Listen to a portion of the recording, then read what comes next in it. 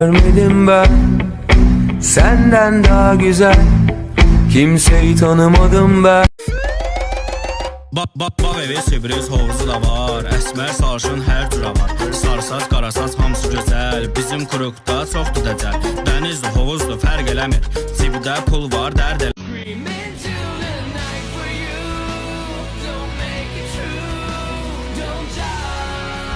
Affet beni sevgilim, sensiz olmak istedim. Gölgede gezdirim seni, sehirli nağıllar. Apar məni, sıxır bu qara şəhər məni. Saatı koluma taktım, göğün üstüne kalktım.